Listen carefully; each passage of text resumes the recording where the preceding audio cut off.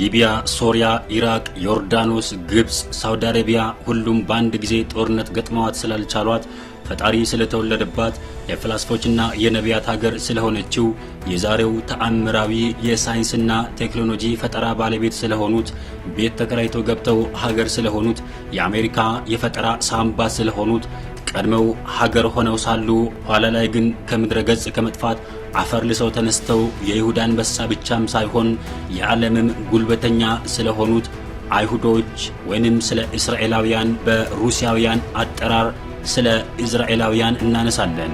የዛሬው ትኩረታችን ሚድል ኢስት ነው። አይሁዶች የዛሬዋን እስራኤል ለመፍጠር ተበታትነው ከጠፉ በኋላ ቤት ተከራይተው ከፍልስጤማውያን መሬት ለምነው ገዝተው ከፍልስጤም ቀድመው ሀገር ሆነዋል። እስራኤል ሙሉ በሙሉ ጠፍታና ተበታትና ከነበረች በኋላ አንድ ጋዜጠኛ መልሶ የዛሬዋን ሀያል ሀገር እንደፈጠረ ያውቃሉ? እንግዲህ ምላሹን ከታች ያገኛሉ።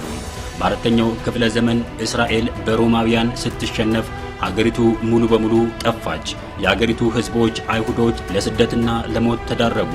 በዚሁም ምክንያት ለ1800 ዓመታት አይሁዳውያን በመላው ዓለም በተለይም በአውሮፓ ውስጥ ተበታትነው ለመኖር ተገደዱ። በአውሮፓ የነበሩ አይሁዶች በሳይንስ በቴክኖሎጂና በፖለቲካ ትልቅ አቅም የነበራቸው ቢሆንም በ19ኛውና በ20ኛው ክፍለ ዘመን ከፍተኛ የሆነ ጸረ ሴማዊነት የአይሁድ ጥላቻ ገጠማቸው።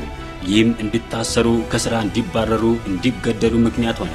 ብዙዎቹም ወደ አሜሪካ፣ ጀርመንና አርጀንቲና ተሰደዱ።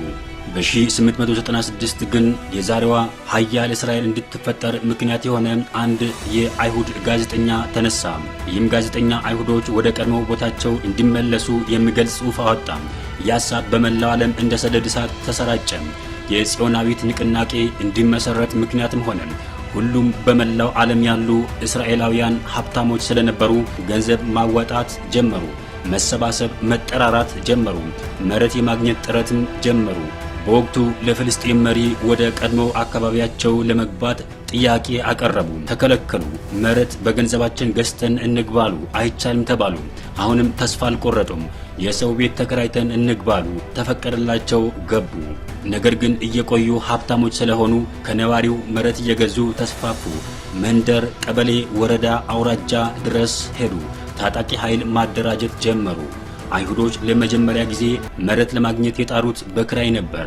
አይሁዶች ሀገር ለመመስረት በተለያዩ ጊዜያት ለጀርመን፣ ለኦቶማን ኢምፓየር፣ ለሩሲያና ለኡጋንዳ በእንግሊዝ በኩል ጥያቄ ቢያቀርቡም ሳይሳካላቸው ቀረ።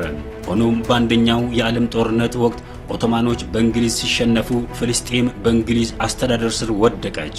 በአውሮፓውያኑ የጊዜ ቀመር በ1917 የእንግሊዝ ውጭ ጉዳይ ሚኒስትር ሎርድ አርተር ባልፎር የእንግሊዝ መንግስት የአይሁዶችን የሀገር ምስረታ ጥረት እንደሚደግፍ የሚገልጽ ደብዳቤ ጻፈ። ይህም የሆነው የአይሁድ ታጣቂዎች በጦርነቱ ጊዜ ለእንግሊዝ ስለተዋጉ የሆነ ነው። ይህ ደብዳቤ በመካከለኛው ምስራቅ ፖለቲካ ላይ ትልቅ ለውጥ አመጣ። ከ1919 እስከ 1930ዎቹ አጋማሽ ድረስ አልያ በሚባል ጉዞ በመቶ ሺዎች የሚቆጠሩ አይሁዶች ወደ ፍልስጤም ገቡ። መሬት በመግዛት የራሳቸውን ማህበረሰብ መገንባት ጀመሩ።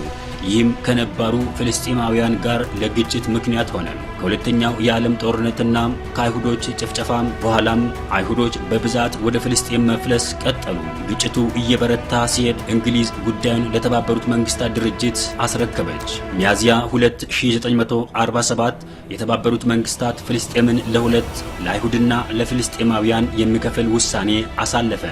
አይሁዶች ውሳኔውን ሲቀበሉ ፍልስጤማውያንና አረቦች ግን ውድቅ አደረጉት። ግንቦት 14 1948 እንግሊዝ ከሃይፋ ከተማ ስትወጣ ግን የአይሁድ መሪዎች በእስራኤል መመስረት ላይ ስምምነት ላይ ደረሱ። የመጀመሪያው ጠቅላይ ሚኒስትር ዴቪድ ቤን ጉሪየን የእስራኤልን መመስረት በይፋ አወጀ። ይህም አሁን ላይ ላለው የመካከለኛው ምስራቅ አስቸጋሪ፣ ፈታኝ፣ ውስብስብ ፖለቲካዊ ገጽታ መሰረት ሆነ። ሊባኖስ፣ ሶሪያ፣ ኢራቅ፣ ዮርዳኖስ፣ ግብጽ፣ ሊቢያ፣ ሳውዲ አረቢያ ሁሉም በአንድ ጊዜ ጦርነት ገጥመዋል። ግን አልቻሏትም፣ ተሸነፉ። ከ35 ዓመታት በፊት በመካከለኛው ምስራቅ እጅግ አስፈሪ ከነበሩ 3 የጦር ሰራዊቶች ጋር ጦርነት ገጠመች እስራኤል። ግን እነዚህን ታላላቅ ጦሮች አሸነፈች።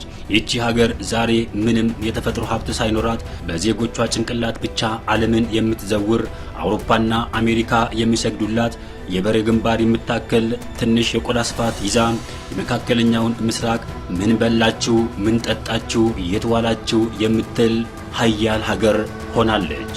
ይህ መካከለኛው ምስራቅ ነው።